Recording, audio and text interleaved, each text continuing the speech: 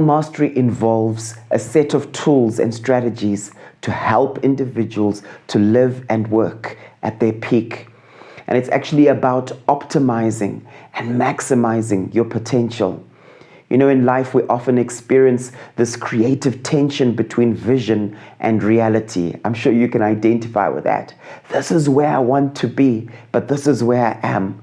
How am I going to get there?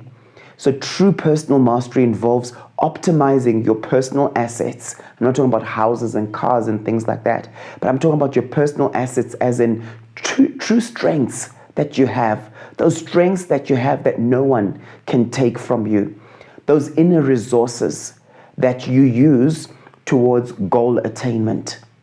It's optimizing those things.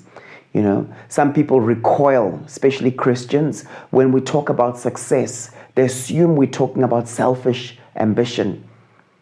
But the thing is, personal mastery, God's way, is actually to do with desiring to maximize your fruitfulness. And if you look in scripture, you'll see that God is glorified when we're fruitful. In John 15, verse 8, this is what Jesus says. He says, "This is to my Father's glory, that you bear much fruit, showing yourselves to be my disciples."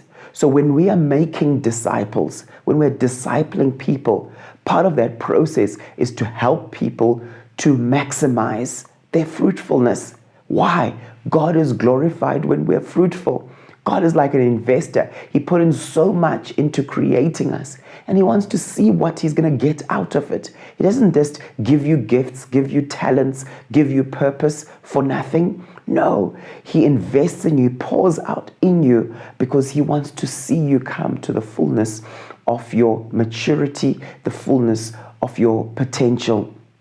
You see, what I've learned is that it's one thing to be successful.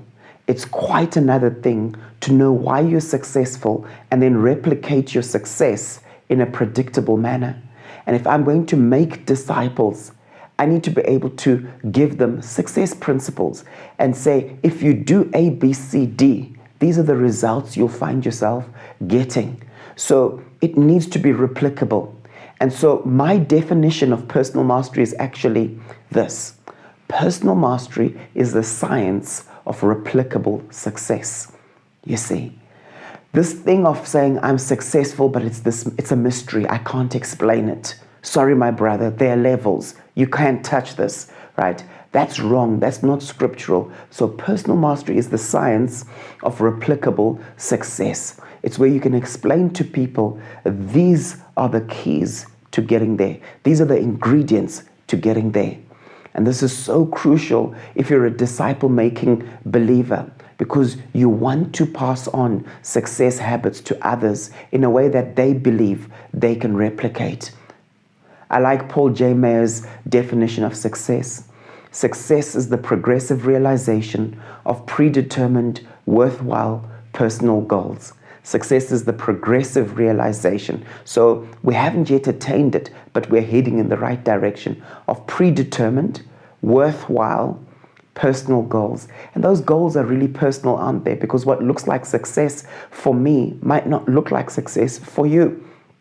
If you believe that you're called to be a missionary in Outer Mongolia, for example, but you end up a very prosperous investor on Wall Street, for example, the world could look and say, oh, you're so successful, but you weren't progressively realizing your predetermined goals of being a missionary in Outer Mongolia, right?